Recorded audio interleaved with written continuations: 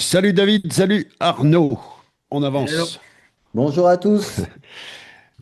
Le défi Tiny House, ça y On est, est là. c'est le grand jour. Un site est en ligne. Et aujourd'hui, on va débattre des bonnes pratiques pour bien faire naître un site web. Parce qu'il y a plusieurs visions, on est trois, on a trois manières d'opérer, mais au final, comme on dit toujours, la vérité est à l'écran.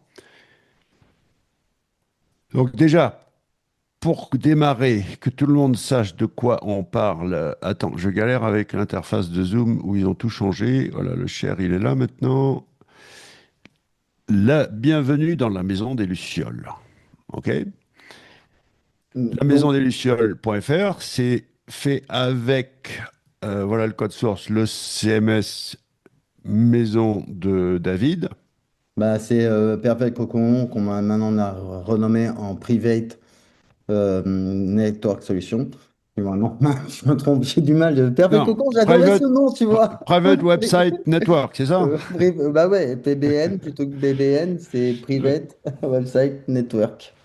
J'aimais trop. Tout le monde en plus il me dit, ouais, je veux un cocon.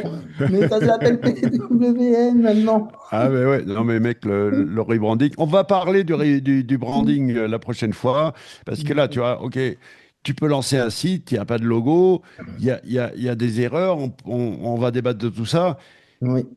mais moi, avant de passer la parole aux beaux gosses, aux deux, je dirais, j'aime bien que ce soit en ligne le plus rapidement possible, j'appelle ça prendre date, parce qu'il y a un phénomène qui se passe avec le cerveau, et que, un, si c'est en ligne, ben, tu vas te bouger le cul à, tu vois, à faire des trucs. Ou alors si tu le fais pas, c'est que vraiment il y a un problème. Voilà, en fait, aujourd'hui, on va prendre ce site parce que c'est notre site, on va dire, où on va déposer notre marque, que Arnaud a trouvé, hein. Bon, il faut le dire, hein, il faut le reconnaître, hein. Pourtant, il n'est pas dans le, on va dire, dans le marketing et tout, mais quand il avait sorti Luciole et tout, j'avais bien kiffé. Et c'est vrai que ça ressemble vraiment, en fait, à créer des petites maisons comme ça et que ça fait, en fait, un réseau de Luciole. Et j'ai trouvé excellente idée. Donc, pour l'instant, on va créer, bien sûr, on rappelle, une PrestaShop où ça va être la market, où vous pouvez voir dans les anciennes vidéos que j'ai fait une analyse des marchés, que je suis allé créer un ERP, ça veut dire agréger tous les fournisseurs qu'il existe, en fait, dans le monde pour avoir une base totale de tous ces fournisseurs et pouvoir proposer, en fait, une gamme et large de Tiny House, mais aussi de partout, parce que directement, là, on est avec Laurent, on attaque directement l'international, je vous le dis. Donc, donc là, avec la solution que j'ai créé ce site, c'est ma solution. À la base, on achetait des espires domaines et on crée des cocons sémantiques, des sites de 50 pages pour récupérer en fait tout le jus, en fait, plutôt d'acheter un domaine neuf où il n'y avait pas de jus. Et là, avec ma solution, maintenant, on peut créer des sites comme ça assez rapidement. Mais pour l'instant, c'est on va dire, un bêta test. Donc, c'est clair au niveau du SEO. Maintenant, on a des beaux templates, tout ça, mais il y a des optimisations à faire qui vont être développées assez rapidement sur notre plateforme. Mais on préférait vous montrer un site Ouais. qui n'était pas parfait au niveau SEO aujourd'hui. Comme ça, on vous montre comment analyse ce site et qu'on trouve des failles. Avec, ben voilà. J'ai assez bien résumé. Le truc aussi on en parlait juste avant. J'ai des domaines là que je dois renouveler, donc le site est même plus accessible. Ok, c'est bon. Je vais renouveler les domaines, le site va être remis en ligne, Google reviendra, machin, tout ça. Tout est. Fais gaffe parce qu'avec mon système, je vais te les... s'il reste trop longtemps, je vais te les choper, hein. Ben non, puisque tu as la période là De de rédemption. rédemption. Donc on te le montre que, en fait, tout le monde va attendre des semaines, des mois, de longs mois avant de mettre en ligne un site. Tout ça parce que tu attends que des gens fassent des choses. Alors que, au contraire, sois rapide, mets en ligne et tu vas voir que tout va s'actionner beaucoup plus rapidement derrière et que tous les sites web, ils sont fracassés, ok? Et que quand tu as un petit peu quelques décennies de sites web derrière toi, ben, c'est ok, c'est bon, on répare, on fait, on actionne. Ou alors tu vis avec, tu fais pas et t'assumes que le truc il reste en vrac. Mais au moins, tu sais, c'est une décision qui est prise en connaissance de cause. Donc, ben ouais, David, toi, tu étais déjà parti, je me rappelle de cette discussion où tu avais tout ton réseau de WordPress qui était hacké et tu as pris la décision de dire, non, c'est fini, maintenant je repars en HTML. Ouais, c'est ça, hein. Mais après, c'est aussi les footprints de WordPress, hein. Petit à Oui. petit, j'ai vu que tous les sites WordPress que je faisais se référençaient de moins en moins, hein. Et qu'un site HTML, comme on les faisait avant, ben, c'était déjà 100 fois mieux pour Google, hein. Bon, moi, je suis pas vraiment d'accord, mais je pense que c'est plus que malheureusement le WordPress, c'est plus les thèmes qui sont mal faits. Mais si tu le refais à zéro, ton thème, c'est juste que Oui, les gens alors si tu t'appelles Arnaud, ok, que tu sais Et, programmer et que tu as un vieux et dans le jamais domaine, d'accord. non, mais c'est Non, mais important hein, oui, parce que tu peux te c'est vrai débrouiller. qu'aujourd'hui, non, mais le problème euh, c'est qu'on est tombé dans la gratuité du WordPress, c'est-à-dire que les gens ils prennent des thèmes à 17 balles et ils espèrent avoir un service comme si tu avais un dev derrière et c'est ça aussi qui est un peu l'erreur de WordPress, c'est que c'est pas l'outil qui est le problème, c'est l'utilisation de l'outil. Et aujourd'hui, c'est clair que quand tu vois des thèmes qui ont 150 000 options que les gens activent, désactivent et que ça surcharge inutilement le WordPress avec en plus plein de plugins, forcément, ça crée des effets de bord assez impressionnants. Après, fais un thème de maison avec Timber et de WordPress et trouve-moi un footprint et ah, là, mais putain, je vois le truc, quoi. ça me vexe. Les deux, ils font partie Il de- marche très bien, quoi. les deux, ils font partie de mon club et ils écoutent pas ce que je dis, putain. Là, moi, j'ai rien dit. Bon. Alors, Bah, attends, lui, il écoute, mais moi, j'écoute je vais pas. vous expliquer quelle est la vérité. Ça s'appelle La le vraie ou la fausse? predictive crawl. C'est-à-dire, voilà ce que fait Google. Il doit décider, il doit décider, est-ce que j'achète,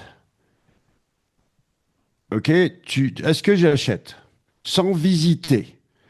Donc, mettons que ce soit des annonces immobilières. Tu vois, tu as, la photo d'une baraque avec un jardin, machin, et puis là, tu as la description. Est-ce que j'achète ou pas? Sans aller visiter. Alors, qu'est-ce qui se passe? WordPress, 50% du web, c'est WordPress. 100% du spam, c'est WordPress. Si tu étais à la place de Google, est-ce que tu mettrais pas une enclume à WordPress en mode, OK, tu peux utiliser WordPress, mais tu as plutôt intérêt à me montrer que tu en as dans le pantalon. Parce que si tu me ressors encore la même merde que je vois depuis des décennies, eh ben, donc bien sûr que tu peux référencer du WordPress, mais tu as plutôt intérêt à mettre tout ce que tu as dès le départ.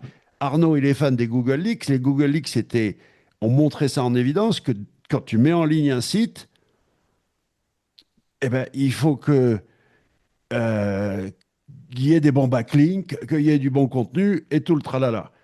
Mhm. C'est pour ça qu'à l'inverse, le HTML, et on l'avait prouvé avec le... Comment ça s'appelait le putain de... Comment ça... Ah, aidez-moi les gars. Grandir avec. Grandir avec, ouais, avec le Téléthon, où c'était du GPT 3.8, quoi, tu vois. Et, Ouais. et en HTML, et ça, c'est un backlink, et ça s'est indexé, c'est resté indexé, il n'y a aucun problème. Donc, Ouais, et toutes des pages en plus, hein. ouais, le problème de WordPress, il est que si tu veux utiliser WordPress, il faut que tu montes pas de blanche. Il faut que tu fasses très très bien le boulot, alors qu'à l'inverse, tu peux passer encore avec des trucs beaucoup plus laxistes en HTML. Il est flagué WordPress, que tu le veuilles ou non, il est flagué. C'est pas une histoire de thème, c'est assez facile pour lui de voir que c'est du WordPress. Et ça, c'est la faute au fait que tous les spammers utilisent WordPress et les SEO. C'est clair. Mais le predictive crawl, c'est, tu vois, parce que regarde, il va visiter un échantillon de pages. Il va visiter, allez, trois quatre pages, puis après, il décide ce que je visite le reste ou pas. Donc moi, ils me font rire, là, tous les clampins de SEO qui arrivent même pas à indexer leur contenu. Et qu'est-ce qu'ils font? Ils vont forcer l'indexation. Oh, si tu n'arrives pas à indexer naturellement, bon courage pour te positionner. Ah ouais, mais j'ai une stratégie de longue traîne, machin. Ok, ben, t'es un loser. Laisse Voilà, tomber. ça, par contre, ça, j'ai pu le mesurer. Tous ceux qui font ça, là, Et là, je parle, je sais plus sur combien de pages je l'ai mesuré, mais c'est genre 150 000 pages. C'est quand même pas un petit volume, un petit volume. Tous ceux qui forcent l'indexation, c'est le même résultat. Ça s'indexe, ça tient X jours derrière selon le site. Certains, ça va tenir 20 jours, d'autres 50 jours, 60 jours. Mais en tout cas, le résultat, c'est que s'ils ont dû forcer l'indexation et que eux ont forcé, et ben en fait, ça se désindexe derrière dans la foulée, pas tant de temps que ça après. Donc en plus, ça montre bien que le problème, il est pas sur l'indexation elle-même, mais qu'il y a bien un problème sur leur page ou leur site, quoi. Oui, mais à la limite, t'arrives pas à indexer. Change ton contenu, améliore-le, améliore la page et fais du C'est, lien. Et tu vas voir, t'as pas obligé d'effacer la page, mais améliore-la. ouais, Montre que tu as un petit peu quelque chose dans le pantalon, encore une fois. Faire du bon contenu, faire du joli contenu avec une image et un embed de vidéo YouTube, non, c'est bon là, il faut et passer par là. contre, dans certains cas, j'ai vu aussi que t'avais beau changer, améliorer le contenu, ça changeait pas, mais qu'il fallait changer l'URL. En fait, il fallait refaire une nouvelle URL, que parfois, au bout d'un moment, en fait, si t'as fait de la merde, je suis désolé Oui, du ben terme, c'est ça, ouais, ouais. c'est que t'auras beau faire ce que tu veux sur ta page, en fait, ça sera considéré toujours comme de la merde. Alors peut-être dans les leaks, on a plusieurs choses qui peuvent d'ailleurs justifier. On avait notamment le fait qu'il y a une mise en mémoire de 20 sauvegardes de ta page par Google. Donc, est-ce que ça vient de là? Je sais pas. Mais en tout cas, il y a des cas où, si toi, que ton contenu, il s'indexe pas, tu l'as amélioré, que ça s'indexe toujours pas, change l'URL et parfois, tu as des belles surprises, quoi. Ouais, là, il donne de l'or hein, quand même, Arnaud. Mais tu peux me rappeler qu'est-ce que c'est les links pour ceux qui nous suivent et Ah qui ne oui, savent c'est vrai, pas? les URL, Google Leaks. Hum. les Attends, Google non, Leaks. les Google Leaks. Alors, attention, parce que là, il y a mythe du SEO. Ce n'est pas l'algo de Google hein, à proprement parler, c'est l'algo de Google Warehouse, c'est-à-dire ceux qui utilisent Google, l'API du moteur de recherche. Et donc, ça a fuité. C'était un beau cadeau pour les SEO. Mais attention, il n'y a pas la pondération, c'est-à-dire il n'y avait pas les poids de dire, je sais pas, par exemple, est-ce que combien compte dans l'algo la balise title par rapport à la balise alt, par exemple, tu vois, ou l'attribut alt.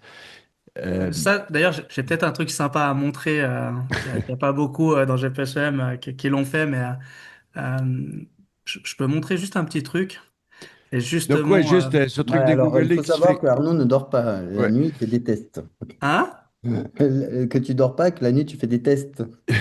Non, Alors, entre autres, mais On a lu. ce qu'il y a de, juste pour finir sur les Google Leaks, euh, ce qu'il y a de bien, en tout cas pour moi, c'est que ça a confirmé que tout ce que je raconte depuis des décennies, ben, c'était. Bah, c'est bon, Je, hein. ouais, il je y avait pense que j'étais un plusieurs. petit peu dans la bonne direction. Mais bon. Il y en avait plusieurs. Je me permets juste parce que c'est vrai que là-dessus, on en a déjà parlé à plusieurs endroits, mais on s'est amusé comment dire, à décorter les Google Leaks. Donc déjà, nous, on a fait une liaison entre chaque fonction du Google Leaks parce qu'en fait, ça indique que des fonctions, des variables et des variables qu'on récupère avec des fonctions. Donc nous, on s'est amusé déjà à faire un petit peu un schéma de tous les liens entre les fonctions. Donc on voit après qu'il y a des endroits où il y a des nœuds plus importants que d'autres.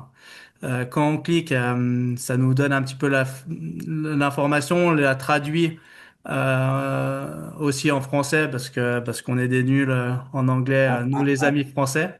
Ouais, attends, ça m'intéresse beaucoup de savoir en fait, tu t'es basé quoi sur une API de Google pour sortir le schéma ou t'as fait via l'étude du PageRank interne pour Ah non, sortir moi le j'ai fait propre schéma? moi-même en refaisant les fonctions. Je me suis décortiqué tous les Google Leaks et après j'ai fait les liens entre les fonctions. Il y a juste après, je me suis fait chier à faire un petit script pour traduire parce que c'était un petit peu long. Ah ouais, Euh, non, David, il confond là. En fait, ça, c'est pas le, ça, c'est le maillage des Google Leaks. C'est-à-dire, ouais, c'est le maillage des Google Leaks. ouais, il a fait des liaisons entre tous les attributs de ce qui a fuité. D'accord. Euh, Ça permet de naviguer un peu si on a envie de ouais. naviguer dans les Google X.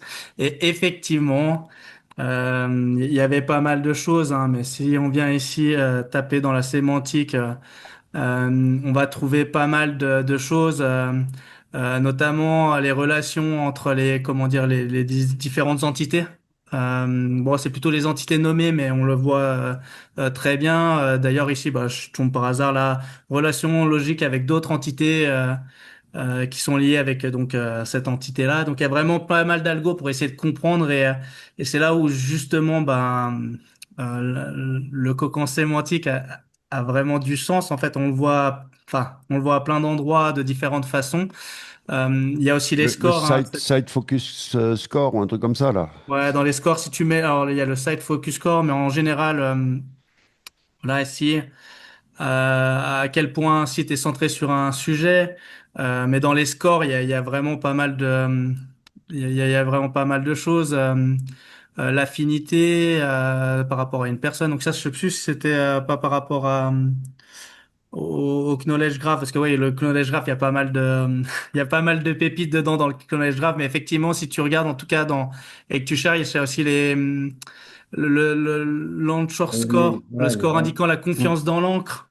Donc on se rend bien compte que si Google voit qu'une encre paraît pas naturelle, il va pas forcément la suivre en fait. Enfin, on peut se douter que Alors, c'est quelque chose comme ça, quoi. tiens, repartons justement à la base de la base. Tu l'as dit, j'allais partir sur l'embedding des utilisateurs et le fait qu'il analyse plus de 400 actions des utilisateurs. Mais non, laisse ton... Attends, alors. Est-ce que je partage? Je Ouais, crois que tu avais ouais, partagé. repartage. Mais par contre, tu vas chercher euh, dans Google Diagramme. Attends.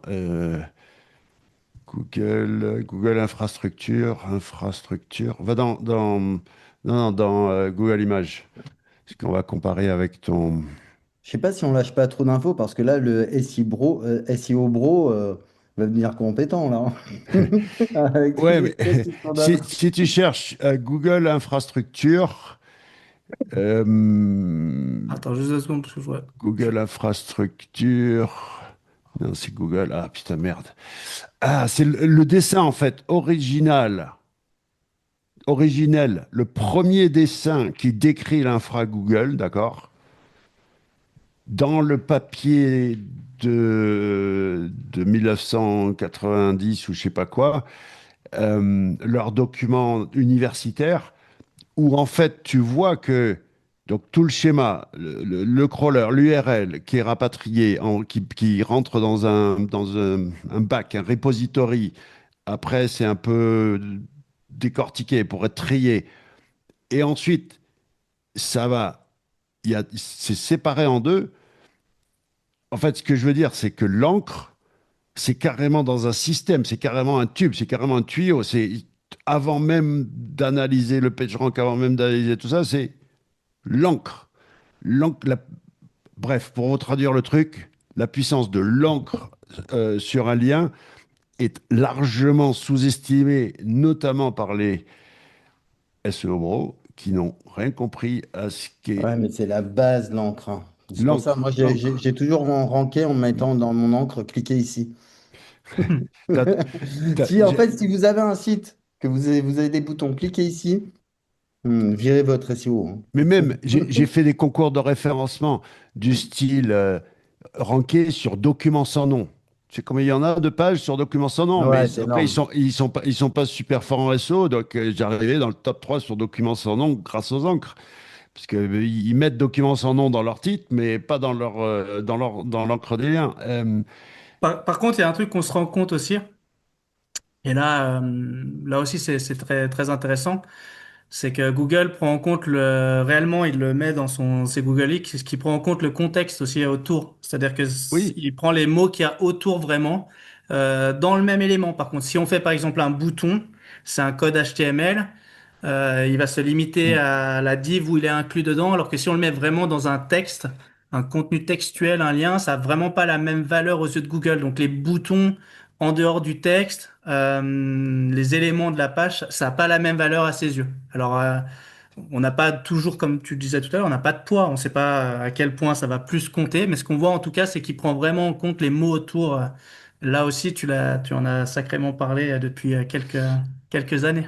alors, on devait parler de la base. On s'éparpille un peu. On va revenir sur Ah ouais, mais comment bien attends, on parle de faire, notre passion aussi. voilà, comment bien faire naître un site web. Euh, Bah tiens, David, vas-y, toi. Quels sont en quelques minutes tes principes de base, à quoi tu veilles quand tu dis, OK, je dois lancer un site, à quoi je dois faire gaffe en premier, genre ton top 5 ou ton top 10 de... Quand je mets un site en ligne exactement? Ouais, qu'est-ce que du point de vue de ok l'accessibilité pour les moteurs, avant de parler même de Alors, positionnement, tu vois, simplement de référencement au sens basique du terme. alors moi, je sais pas, mais j'ai direct un toc. On va dire, dès que je mets un site en ligne, je lance un Screaming Frog derrière. On n'est jamais à l'abri que, même pour votre dev ou quoi, qu'il a pas oublié en fait qu'il a dupliqué le robot TXT du dev en fait et qui indique à Google de plus indexer. On n'est pas à l'abri de, par exemple, que toutes les balises soient en index. On n'est pas à l'abri qu'il y ait des liens cassés. Moi, le premier réflexe que je fais, c'est je lance un logiciel qui s'appelle Screaming Frog. Si vous voulez, je vous le montre. Cet outil est vraiment au top. En plus, il est gratos pour les petits sites, donc je vous le recommande. C'est de la petite grenouille.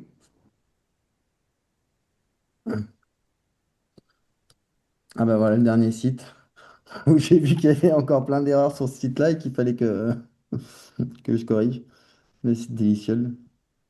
Donc là, vous mettez. Et je vous dis, il est gratuit, hein. Si vous avez un site, je crois, moins de 500 pages, c'est gratos hein, de ce logiciel. Et c'est vraiment la base. Après, c'est vrai qu'il faut avoir quand même des petites connaissances ou des trucs comme ça. C'est pas, on va dire, un utilisateur lambda. Mais là, vous avez juste à le démarrer, la petite grenouille, et il va scanner en fait toutes les pages de votre site web. Et là, vous pouvez voir en fait si les pages elles répondent en 200, ça veut dire en 200 que c'est bon, c'est validé qu'elles sont indexables. Ou si elles répondent par exemple 404, bah là, ça veut dire que cette page, bah, il y a un lien sur cette page qui est la protection email. Bah, ça, je vais l'enlever parce que je vais perdre du jus parce qu'elle part sur une 404. Et là, de toute manière, il vous le dit, indexabilité, indexable. Ça veut dire que c'est bon, votre page et peut aller sur Google. Si c'est marqué non indexable, votre page ne peut pas aller sur, bah, elle sera jamais référencée sur Google. Donc, c'est vraiment, on va dire, quand je start, que je lance un site, c'est le premier truc que je prends en réflexe, c'est toujours lancer cet outil pour être sûr que, bah, qu'il n'y ait pas de bêtises, parce que j'en ai vu tellement chez mes clients que leur dev, ils lancent un truc en production ou qu'ils lancent un site et qu'ils sont tout contents et qu'à partir de là, ben, que ça ne marche, voilà, que ça marche pas. Après aussi, ce que je fais, c'est d'aller voir aussi, ah, bah, il est toujours en train de crawler, le code source qui est très très important. Euh, Notion. Alors, moi, je fais pomme U parce que je suis sur Mac. Et je regarde en fait si en fait j'ai mon texte en fait dans le code source. Parce qu'il y a beaucoup de sites, alors c'est la révolution. Il y a encore un la semaine dernière qui est venu vers moi. Je viens de créer mon site et sur une plateforme. Parce que maintenant, il y a de plus en plus de plateformes qui font du drop, un drop, des trucs comme ça. Et il s'aperçoit que tout, son site est en JS. Ça veut dire que c'est le navigateur qui va interpréter. Arnaud vous en a parlé rapidement la dernière fois aussi. C'est pas en fait du code HTML comme ici, vous pouvez voir, où vous voyez votre texte de toute la page. C'est vraiment en une seule ligne et il n'y a pas de texte. Et ça, c'est très, très mauvais pour Google. Donc ça, faites attention aux plateformes où vous faites du drag and drop. Ça veut dire que vous prenez une image, vous pouvez la déplacer facilement sur votre site. Parce que la plupart de ces technologies, fait que votre site, en fait, il va pas être aimé par Google. Donc, moi, c'est les réflexes vraiment pour lancer le site. Après, bien sûr, je vais aller voir les méta, les trucs comme ça. Mais voilà, tu m'as demandé des tips rapides. Oui, si, ben, parlons-en justement on en a parlé en off, mais c'est important quand même. Le Les titre, titres. Bah, le le- titre, c'est clair, c'est le plus important. Et pourtant, c'est bête, hein. Là, vous faites juste ça. CTRL F, title. OK? Et là, on voit que j'ai une balise title. Et donc là, on peut voir, je m'autocritique. Attention, j'ai pas fait de SEO dessus encore. Je me suis aperçu qu'il était indexable le site pour le mettre en ligne assez rapidement. De toute manière, ce nom de domaine, pour une fois que j'achète un nom de domaine qui n'est pas un expiré de domaine, ça c'est très rare. Mais ça faisait des années, mais là on l'a fait. Donc voilà, j'avais pas. Et là, je peux m'apercevoir en voyant la title que c'est pas forcément optimisé. Ok, ça va être optimisé pour mon nom. Actuellement, comme je ne vais pas référencer le site, que je n'ai pas encore envoyé du jus dessus, il y a très peu de chances qu'ils se référencent, quoique, bien sûr, avec Chrome et tout, parce qu'avant, qu'on ne faisait pas de lien sur un site, bah, ils ne se référençaient pas, c'était très compliqué. Mais depuis qu'ils ont pris Chrome et qu'ils se servent de Chrome pour explorer le web, on a vu que un site, même sans backlink, peut être indexé rien qu'avec Chrome. Donc ça, c'était fou, hein, c'est qu'il y a quelques années qu'on s'était aperçu de ça. Donc là, c'est super important d'avoir les bons mots-clés. Donc là, je vais laisser la maison d'échelle parce que pour l'instant, je ne suis pas présent quand on marque la maison d'échelle. Quoique je vous dis ça, mais j'ai même pas vérifié en fait, hein. Donc, s'il faut, on est déjà indexé. Attends, on va vérifier.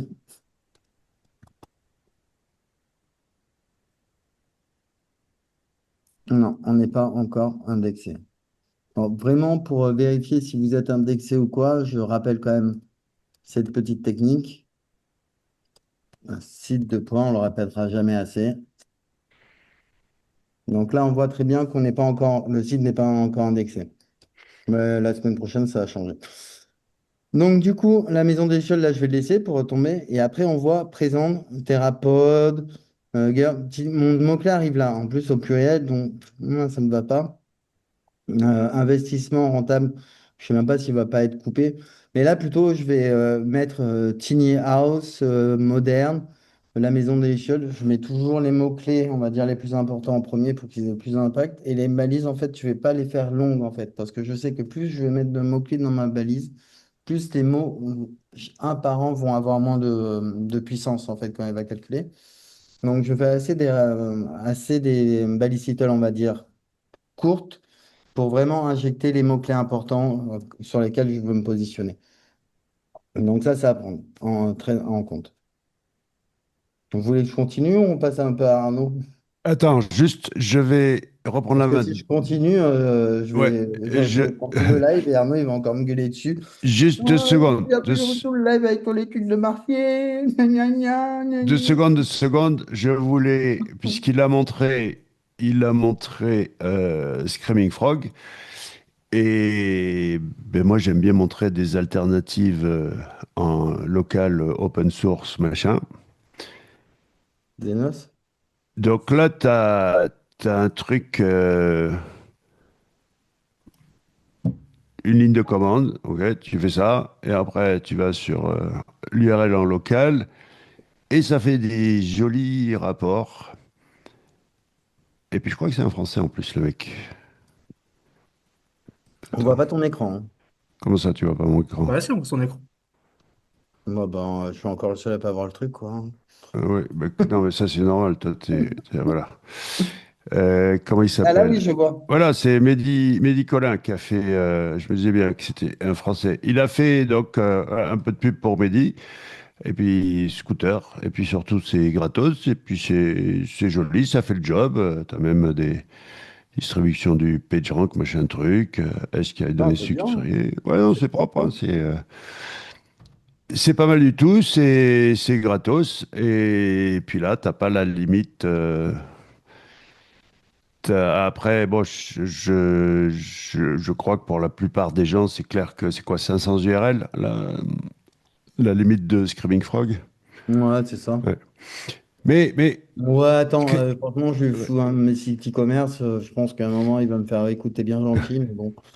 Screaming Frog n'a pas besoin de publicité, mais par contre, un petit outil open source En en plus, local français, français, voilà. Donc ouais, il est c'était, beaucoup plus lisible que Screaming Frog, hein. ouais, C'est pas la même, enfin, c'est pas la même utilité. Ça, je pense que c'est un outil qui est beaucoup plus destiné justement à des gens un petit peu hors technicien. Et c'est ouais, un peu ouais. l'avantage, c'est que je pense que la data streaming frog, il y a pas mieux aujourd'hui. Pour autant, tout le monde ne peut pas l'utiliser concrètement à 100%. Tout le monde n'a pas la connaissance ni technique ni les moyens de le faire. Et ce genre d'outil, bah, justement, ça remet un peu tout le monde à égalité dans le sens où bah voilà, quelqu'un qui a moins de connaissances, il va tout de suite bien s'y retrouver. En fait, c'est ce qui est génial, quoi. Je crois que enfin, j'ai pas discuté avec Mehdi, mais je pense que c'est un petit peu dans cet esprit. En tout cas, ça m'a l'air d'être dans cet esprit que ça a été créé en mode, tiens, bah, je te traduis tout ce qui est un peu galère à comprendre dans un outil comme Screaming Frog, quand même un petit peu old school du point de vue de la présentation. En tout cas, c'est un peu plus sexy. Voilà. Allez, Monsieur Arnaud, comment tu lances un site web, toi? Ouais, alors moi j'ai relativement le même, enfin deux trois principes identiques. Après moi j'ai un principe quand même qui va faire débat du coup entre nous, mais c'est vrai que moi j'aime pas lancer un site internet en ligne tant que j'ai pas à peu près tout le contenu de près. Pourquoi? Parce que j'ai remarqué que si on fait des sites un peu gros, je parle pas des petits sites, on va dire à moins de 100 pages, qui est un petit site, il n'y a pas de problème, mais si on fait des sites de plusieurs centaines, voire plusieurs milliers de pages plutôt, j'aime bien attendre en fait d'avoir un peu toutes mes pages, que j'ai remarqué que quand on lance un site en ligne avec Google, donc soit parce qu'après on va le faire connaître via la Search Console ou plusieurs moyens, ça c'est pas la discussion d'aujourd'hui. Mais en tout cas, j'ai remarqué qu'il y avait un gros effet de crawl de Google la première fois qu'il tombe sur Ouais. le site.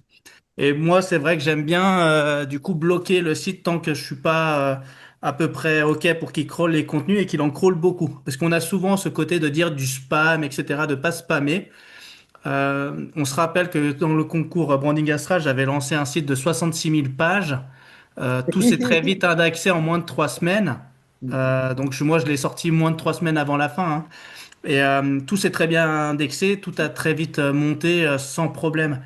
Pourtant, c'était 66 000 pages, c'était pas forcément du contenu de fou, mais il n'y avait pas de problème. Donc c'est vrai que j'aime bien attendre, on va dire sur les gros sites en tout cas, d'avoir un peu tous mes contenus. Moi, ce qui est important avec Screaming Frog aujourd'hui, c'est deux choses. La première chose, c'est bon, bien sûr les 404, hein, ça c'est l'erreur à vraiment à ne pas faire. Mais c'est aussi donc la balise title unique pour chaque page. Parce que ça, c'est vrai qu'on voit encore aujourd'hui des gens qui sortent des sites et puis les balises titres, elles sont pas uniques. Et ça, pour moi, c'est la pire erreur qu'on puisse faire. Et la deuxième chose aujourd'hui que je suis très très attentif avec Screaming Frog, et là on peut avoir enfin tout outil, on peut avoir des surprises, c'est sur le côté les pages de moins de 2 mégas.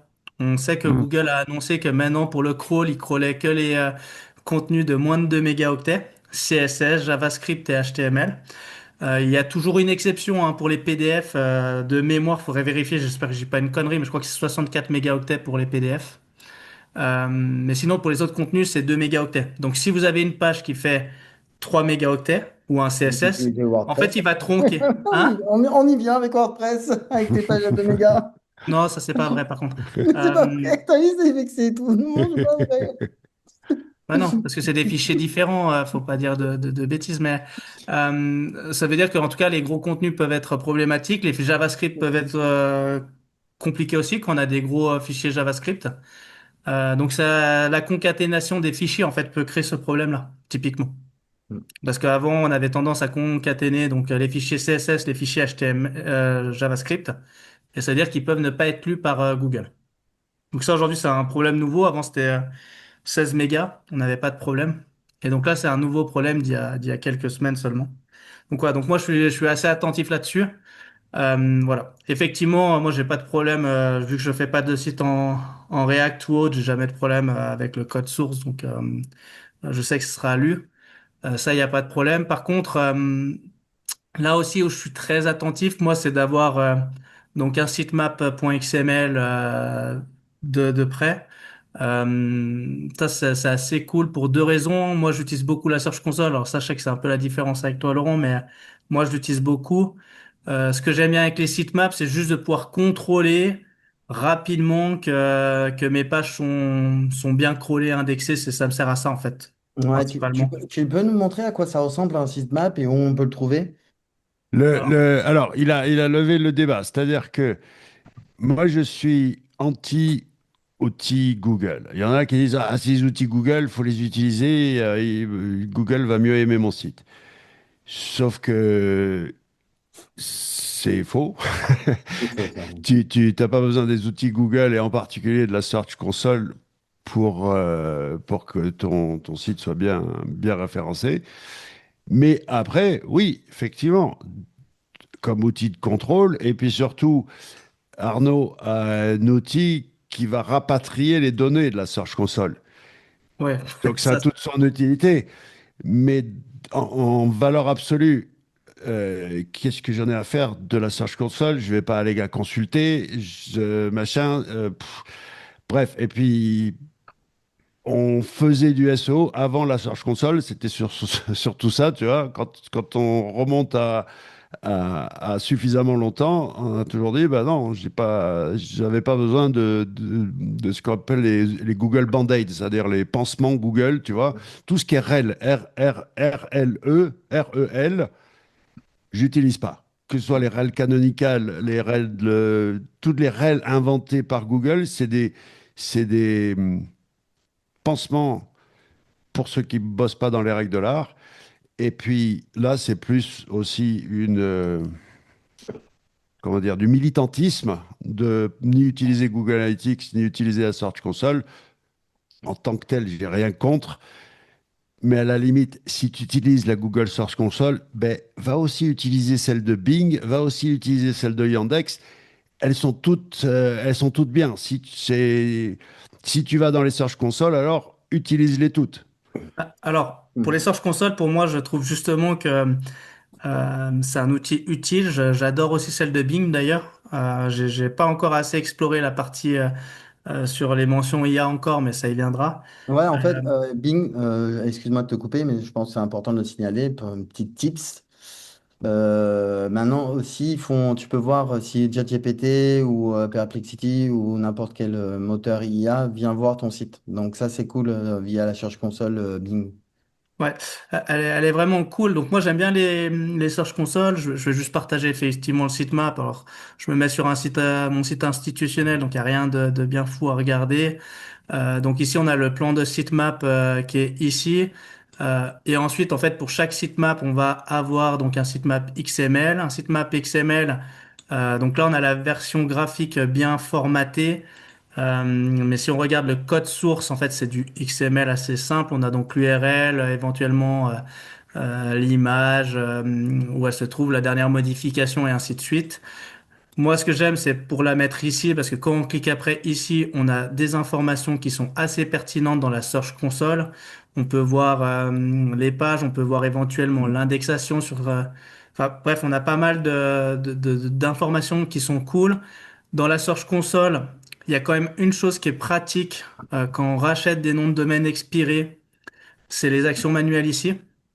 Alors, le petit tips, c'est que si on rajoute une propriété URL dans la Search Console, on récupère l'historique de la Search Console, en tout cas si elle n'a pas été trop vieille.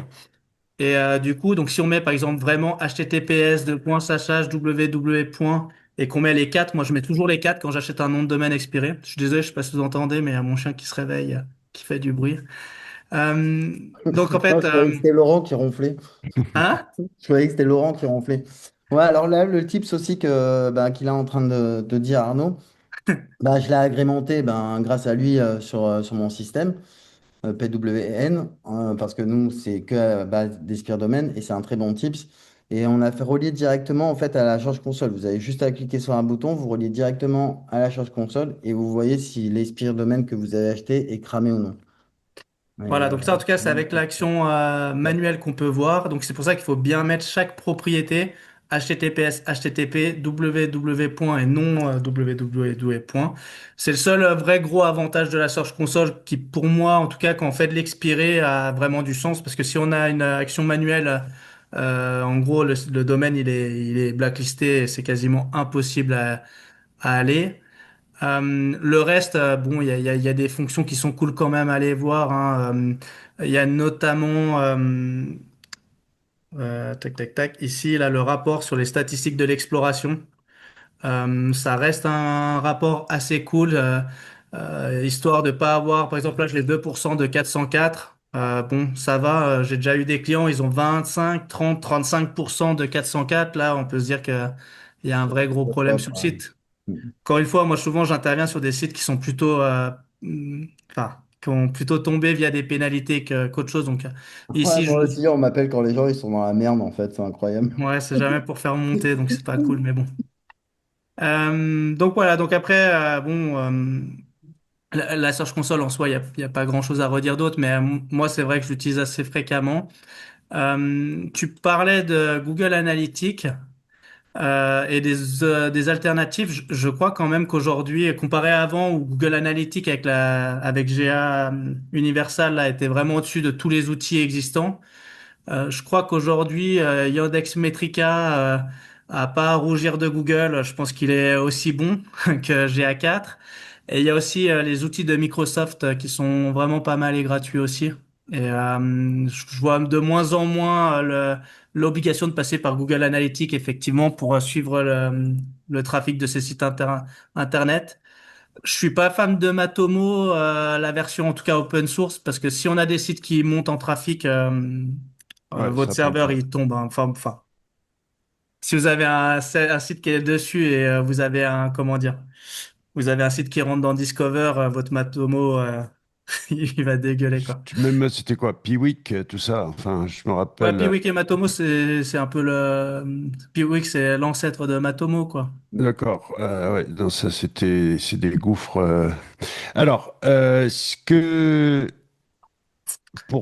du point de vue de l'accessibilité, encore une fois, l'accessibilité, la readability, on veut essayer de compliquer le truc. J'essaye de retomber sur. Il y avait un outil que c'était pas un mangeur de cigogne, c'était un sorcier glouton, c'était le concours d'après, c'était Bernard, il avait été en Pologne. Et ils avaient sorti un outil qui s'appelle Textalizer. Est-ce que tu te rappelles de Textalizer? Ouais, ça me parle ça. Alors il l'a vendu, mais en plus il m'a dit eh, je l'ai vendu pour que dalle. Putain, j'aurais bien aimé le racheter parce qu'en fait dans le rapport là que je vois de Scooter, tu vois, il y a est-ce que ton contenu est en fait bien ou pas bien, mais c'est pas détaillé.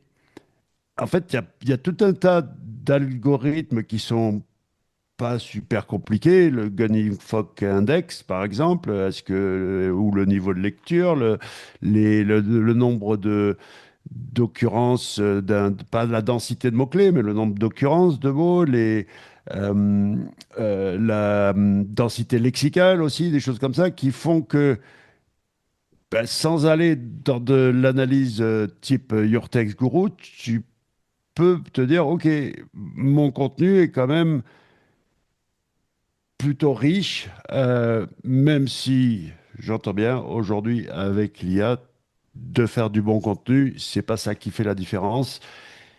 Bien au contraire, c'est peut-être tout ce qu'il y a autour du contenu qui va faire que ça, c'est un des plus gros pièges, hein, c'est qu'en fait, tout ce qu'il y a autour du contenu, tout l'environnement du contenu, et notamment les backlinks, etc., et comment l'utilisateur interagit avec ton contenu va finalement peut-être compter beaucoup plus aujourd'hui que le bloc contenu en lui-même. Mais encore une fois, il faut au minimum que ce soit lisible. Et puis, mon fameux jeu du mot mystère au début, je ne sais pas comment l'expliquer autrement.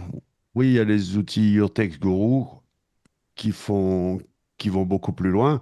Mais on n'avait pas Your Text Guru à l'époque, donc comme on disait, ben, il faut que de répéter ton mot-clé, ça sert à rien. Il faut que tu fasses deviner ton mot-clé sans le citer. D'où le Euh, fameux jeu du mot mystère. Aujourd'hui, je pense qu'il y a aussi quand même une chose qui est très sous-évaluée, c'est l'utilisation des entités nommées et les liaisons entre elles. Par exemple, quand on va parler, je vais prendre au hasard, du Chelsea FC. Dans Google, le Knowledge Graph, c'est bien le Chelsea FC, donc il faudrait plutôt utiliser Chelsea FC dans son contenu premièrement et penser à dire club de Première Ligue parce que Première Ligue est aussi une entité du Knowledge Graph et il faut pas hésiter aussi quand on parle de certains sujets d'utiliser un petit peu toutes les liaisons qui sont liées enfin, qui sont présentes dans le Knowledge Graph pour parler des éléments et ça correspond quand même bien aussi à l'idée du cocon sémantique, mais à l'intérieur même comment dire, de son Ah, contenu en fait. attends, il faut quand même. Ouais, parce que là, là t'es passé en SO avancé. Attends, Ouais, d'abord, là, ouais. Mais d'abord, en fait, c'est super il faut que je le important ça pour taquine, moi. il faut que je le taquine 2 secondes parce que Arnaud est fan de Chelsea, mais Chelsea s'est pris 8 buts par le PSG. Comment tu le vis, ça? Ah, j'ai Comment tu- insulté beaucoup de mères. Donc, ouais, c'est super important ce qu'il vient de dire. Ce qui veut dire, c'est que si tu dois, et tu peux utiliser que ton bon sens, effectivement. Si tu parles d'un club de football, eh ben, il y a ce qu'on appelle des entités nommées, c'est-à-dire des termes qui vont être tellement importants qu'ils ont en fait un code barre unique. Ils ont un numéro d'identifiant unique. Google a racheté une base, comment ça s'appelait ce truc? Bon, bref, il y avait des mecs qui avaient commencé à taguer, d'accord, que Jaguar l'animal, c'est un code barre différent de Jaguar la voiture, machin, tout ça. Ils ont commencé à taguer tout le web. Google a racheté ça. Et bien sûr que c'est un des critères les plus importants, on ne cessera de le dire, que tu dois donner du contexte et qu'il faut donner le contexte juste. Pas de contexte, c'est pas bien. Trop de contexte, ça s'appelle du context overload, c'est pas bien non plus. C'est sans doute la plus grande difficulté aujourd'hui, que ce soit d'ailleurs aussi si tu veux prompter à l'IA, pareil, mais si tu veux parler à Google, il faut être juste. Trop, c'est pas vrai qu'il te faut 1000 mots, 10 000 mots. C'est pas vrai non plus qu'il te faut que 150 mots. Le bon dosage, c'est pas une question de nombre de mots, c'est une question de est-ce que tu arrives à bien faire comprendre le contexte et le contexte juste. Et juste pour terminer avec ce que tu viens de dire, en plus, on le retrouve dans Google Discover, en fait. C'est-à-dire que si tu mets les trois petits points à côté d'une vignette, tu retrouves souvent ces entités nommées. Donc, c'est vraiment essentiel de bien faire matcher pour Google toutes ces entités, quoi. C'est essentiel, quoi. C'était Metabase, je crois. Non, Metabase ou... bon, on s'en fout, mais Bon, c'était... c'était la petite séance SEO. Maintenant, si on va Ouais. parler du business. Ok, Qu'est-ce qu'on a? alors oui, parce qu'en plus là, je vois qu'on a dépassé, on commence à Ouais, arriver donc là, on n'a plus beaucoup de temps. Je voulais ouais. savoir si on avait eu un peu des commentaires lors des vidéos ou quoi la dernière. Une question Oui, pour répondre aux oui. gens. Et Alors, David nous a engueulé parce qu'il dit ah, vous, on fait pas bien les youtubeurs, il faut répondre aux commentaires, il faut dire de s'abonner et liker. Donc, s'il te plaît, oui. Pour oui, David, si tu voulais qu'on continue, il faut liker. Non, mais en plus, ça vous coûte rien. Là, vous êtes là devant l'ordinateur, vous avez eu des tips de malades, ok, mais et là, c'est que le début. Heureusement, je les ai freinés. oui. Donc, likez, partagez, commentez. Et il y a quoi d'autre? Mais ça, Montrez cette vidéo à votre mère. ça, c'est comme ne pas utiliser la Search Console. Jamais je demande de s'abonner, de liker. Ah bah moi, oui. Mais pour faire plaisir à David, s'il te plaît, like la vidéo et surtout n'hésite pas à poser ton commentaire, à poser des Bah, questions. attends, mais celui-là C'est une qui like le discussion. plus nos vidéos, on lui offrira une tiny house. On lui offre une tiny house et en plus, si tout se passe bien, si tu interagis assez, eh ben, les deux cocos, je les amènerai aussi en live stream. Et on va faire du live stream et on pourra interagir en direct et répondre à tes questions et tout le tralala. Puisque c'est quand même plus cool le live stream que l'enregistrement. Ouais, c'est Mais clair, il faudra programmer ça. Mais avant, on veut des commentaires et des likes. Alors, vas-y, tu si tu les veux as, tu les as tu les commences. commentaires sous les yeux? Non, là, non. Alors attends. Voilà, j'ai la page. Je voudrais vous montrer. Bah, je t'ai cherché, du coup, je montre un petit peu le boulot. Alors, tac. Hmm. Donc, du coup, comme je vous avais raconté la semaine dernière, j'ai fait tout un système ERP. On va pas y revenir dessus. Vous pouvez le voir, mon système ERP, sur les anciennes vidéos, parce que c'est un petit bijou quand même. Bref. En tout cas, après le RP, j'ai regroupé en fait tous les fournisseurs, tout ça. Il fallait l'envoyer en fait sur la PrestaShop que Arnaud m'a monté, donc et les lister. Donc j'ai à peu près listé 1000 tiny house, mais dans tout mon strapping, il me manquait ou bien des descriptifs, ou bien des prix, ou bien des photos, ou bien c'était des doublons. Donc cette semaine, je me suis amusé à faire tout un nettoyage de base pour vraiment récolter tous les tiny house avec des fournisseurs qui existaient encore bien et tout, et faire un tri. Donc pour l'instant, actuellement, sur notre marketplace, Tiny House Market, nous avons à peu près 200 time house listés.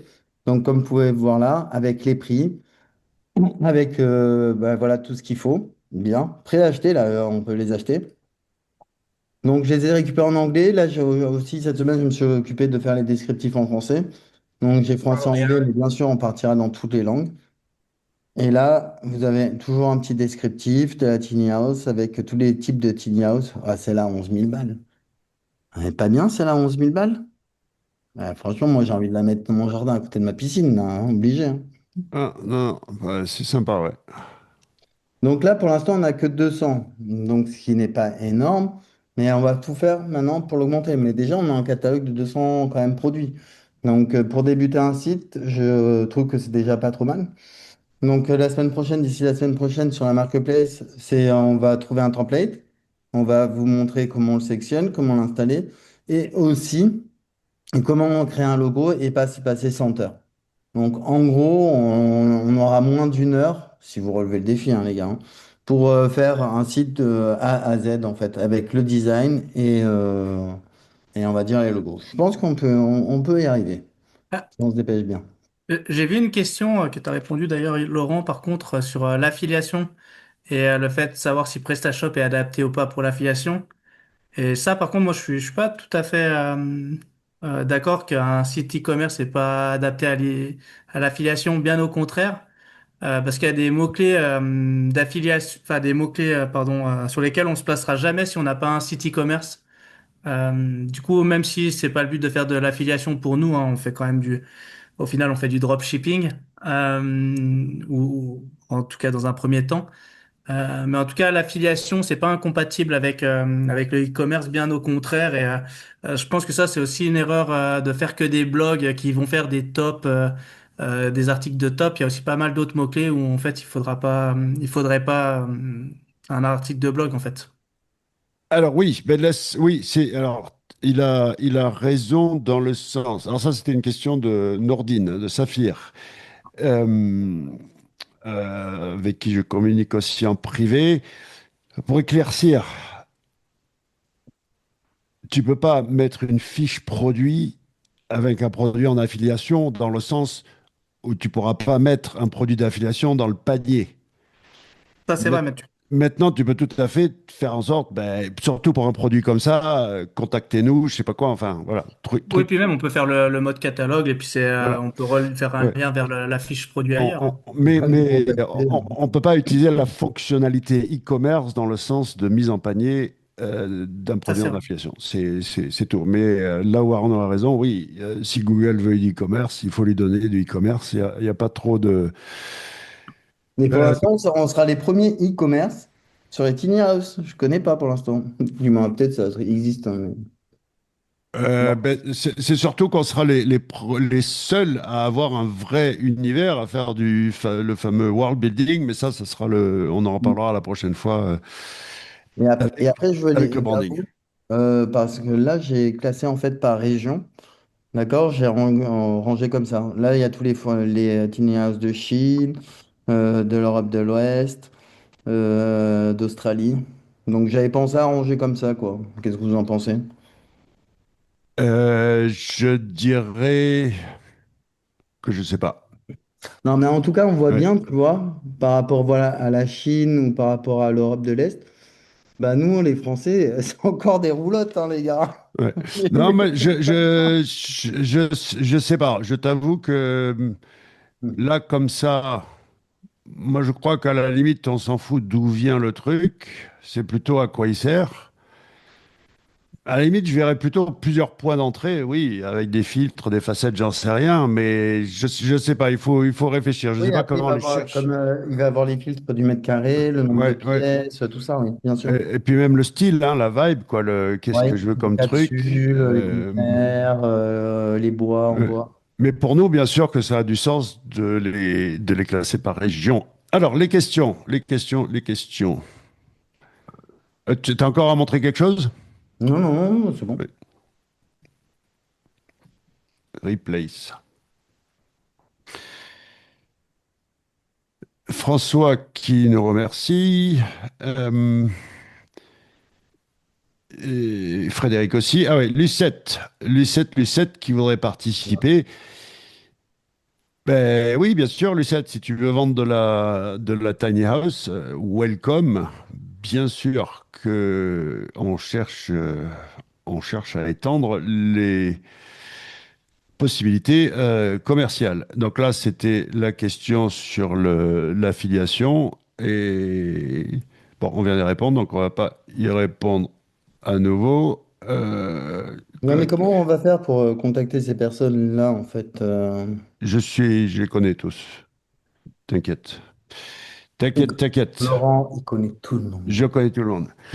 Euh, donc ouais, là, en fait, si on voulait reprendre juste vite fait sur cette histoire de dropshipping, pour expliquer, pour ceux qui ne comprennent pas, euh, affiliation, dropshipping, e-commerce, peut-être David, vite fait, Oui, bah, c'est très simple, hein. Il y a plusieurs façons de vendre des produits. Ou bien tu les crées et tu les vends sur Internet, ça c'est ta marque, d'accord? Ou bien tu peux faire ce qui est du flux tendu. Ça veut dire qu'on passe commande chez toi, tu le commandes chez le fournisseur, tu le stockes chez toi et tu l'envoies. Après, ils ont commencé à créer du dropshipping. Donc là, tu vois même pas le produit. Les gens commandent sur ta boutique et l'envoient bah, directement bah, chez ton client. Et maintenant, je vais monter aussi le pack shipping pour mes trucs de bijoux. Et vous avez même plus besoin de monter une boutique. Vous avez juste voilà, à faire votre marketing et vous voyez même pas le bijou, c'est envoyé directement chez vos clients. Vous savez, j'essaie de placer le pack shipping. Oui, oui, ben, si tu veux vendre des bijoux, il faut savoir que David, c'est monsieur Bijoux et qu'il a la grosse artillerie derrière si tu veux aller dans ce business. David est foncièrement anti-affiliation. Là où il a raison, c'est que ben, tu construis pas dans la durée pour ton business. C'est un petit peu une solution de facilité, court terme, machin. Mais là, on le fait dans le bon sens en disant, bah oui, c'est quand même des produits qui valent un peu cher. Une commission d'affiliation, on le prend. Et puis surtout, ça permet après de gagner des sous, de réinvestir dans le business et de voir plus gros. Parce qu'il y a aussi le truc de se lancer dans l'e-commerce avec du stock, avec tout le truc. Si tu sais pas ce que tu fais, j'en ai vu des dégâts. Ouais, voilà. J'en ai vu des dégâts, beaucoup de sous investis, d'avoir dépensé fric fou dans le site web, dans le stock, dans le packaging, dans le logo, dans le machin. Et puis après, le putain de marketing. Ah, on n'a plus le temps et plus d'argent. Justement, moi, je trouve que le dropshipping, quand tu le fais dans un e-commerce, dans ton e-commerce, je trouve que c'est le bon transfert. Et d'ailleurs, au final, c'est ce que fait Amazon, parce que ils peuvent comme ça vendre les produits d'un autre. C'est pas eux qui l'envoient tout le temps. Mais s'ils voient qu'un produit commence à marcher, bah, pour augmenter leur marge, là, ils peuvent commencer à le vendre eux-mêmes, en fait. Et Exactement. le dropshipping, c'est vraiment un avantage de pouvoir se lancer à moindre frais. On peut tester un marché et puis après, ben, effectivement, pour augmenter sa marge, on Vous, achète Ah, le c'est le produit. top, hein. Mais attendez, vous moi, j'ai jamais rien connaissez. savais que j'étais contre Ouais. le dropshipping, hein, mais c'est que, en fait, toutes les personnes qui sont là, oui, je me lance dans le web avec du dropshipping, Vous, bah, ils vous- vont vous vendre des connaissez produits, ils vont l'histoire pas faire de avec. marge, pas d'argent, quoi. Vous connaissez l'histoire de Fitness Boutique, ce que j'ai fait avec eux? Non. Ok. Ça avait raconté vite fait. Donc, ça va intéresser tout le monde. Et aussi, pourquoi ça a échoué va intéresser du monde. J'ai été affilié Fitness Boutique début des années 2000 et j'en ai vendu des wagons de rameurs d'appartements, de vélos, de machins, de trucs, ok? Donc, ils me connaissaient. Je gagnais, allez, 4 000 5 000 balles par mois, comment dire, solidifié, là, constant, d'accord? Pas gagner 5 000 balles sur un mois et 500 le mois d'après. Donc, les affiliés qui gagnent plusieurs milliers d'euros, bah, tu les connais. Ensuite, j'ai fait 2 prestations de consulting avec eux, dont une sur place chez eux. Tout ça pour dire le contexte, on se connaissait depuis des années. Et je leur dis, hé les gars, vous pouvez pas déployer à l'international parce que le site est en ASP, donc c'est la merde à cloner, machin. Est-ce que le dropshipping, ça vous dirait? Et ils me disent, on ne sait pas ce que c'est, on revient vers toi. Et là, ils me disent, on te propose un contrat de master franchise. OK? Donc, qu'est-ce qu'ils m'ont proposé? Ils ont dit, à l'international, on ne peut pas faire. Donc, on te laisse exploiter les domaines fitnessboutique.be, .ce.uk, .de, tout ce que tu veux dans le monde. Tu as l'exclusivité d'exploitation du nom de domaine dans ce pays. Tu nous files, je crois que c'était 5% de commission sur les ventes. Et puis, ils avaient des produits où il y avait 90% de marge quand même. Et ensuite, le truc qui va te plaire, David, la différence, c'est que j'avais mis une clause de rachat du contrat de franchise. Tu vois ce que je veux dire? C'est-à-dire que Ouais. j'avais tous les avantages. Au lieu de partir avec mon nom de domaine à la con, j'étais dans la machine marketing de Fitness Boutique, qui est quand même le leader en France, qui avait des magasins, qui avait une vraie marque, tout ça. Donc rien que le truc de faire les bannières, tu vois, pour les soldes, ben, que avais, là on est dans les années 2000, d'accord? Mais On te avant, rend- c'est une galère de fou, hein. ouais, ouais, Image, faire les trucs. on te fait la bannière, tu as juste à changer la langue, à le mettre en hollandais, machin. Et puis après, il y avait le contrat de rachat de la franchise. Pourquoi ça n'a pas marché? Ça a marché. En 6 mois, on était à plus d'1 million de chiffre d'affaires. Sauf que j'avais pris un pote pour la technique, pour faire le site. C'était du Magento qu'on clonait. PrestaShop, ça ne pouvait pas se cloner à l'époque. Et un pour toutes les relations clients, fournisseurs, machin. Moi, je les connaissais, les deux.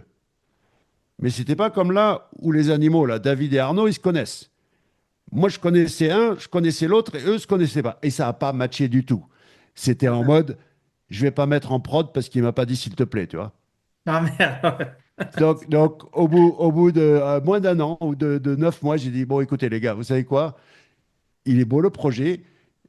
Je vais pas vous babysitter. Donc, j'ai tiré la prise. J'ai dit, j'ai pas envie de me faire chier. On laisse tomber. Mais c'était magnifique, c'était royal. C'est peut-être le seul projet que je regrette de ne pas avoir poussé plus loin parce que c'était. Bon, bref, en tout cas, parce que faire de l'international, bah, c'est pas parce que tu es français, et puis je sais que vous parlez pas l'anglais, rien du tout, mais il n'y a pas forcément besoin. On a suffisamment d'outils aujourd'hui pour faire du SEO international. Donc, si tu as de bonnes relations avec quelqu'un qui est bon en France et qui est nul ailleurs, ben, pense au contrat de master Et franchise. il y a 90% des entreprises françaises, il y a un business de malade à faire Voilà. sur l'international, mais il n'y a personne qui se rend compte. Et là, on voit en fait, et je le vois plein de confrères à moi, qui sont encore en train de tabasser sur le marché français qui est en décroissance totale, presque ce qui est dans la merde, plutôt à aller taper dans des autres pays comme nous on va faire pour Tiny House. Bien Je pense sûr. qu'à la fin, Tiny House, ça va même pas être voilà, le marché principal de la France, je pense même pas. Donc on verra bien. Bon. Bon, en En tout tout cas, on cas, avait dit voilà. qu'on Ouais. faisait pas trop longtemps. Ouais. Alors, on compte sur vous pour les likes. Sinon, on arrête. On arrête, attention. Arnaud, mais en marche les Arnaud bottes. avait des méga tips qu'il voulait dire la semaine prochaine. David regarde les likes. Donc, il faut on va mettre, je vais mettre en place mes bottes et tu vas mettre les tiens. Comme ça, il pourra regarder les scores. Ouais, trop Merci. content. Semaine prochaine, on va lui mettre un logo et tout ce qui va bien avec sur ce site. On va Merci. Allez, merci à tout le monde. À la semaine prochaine, les À gars. bientôt.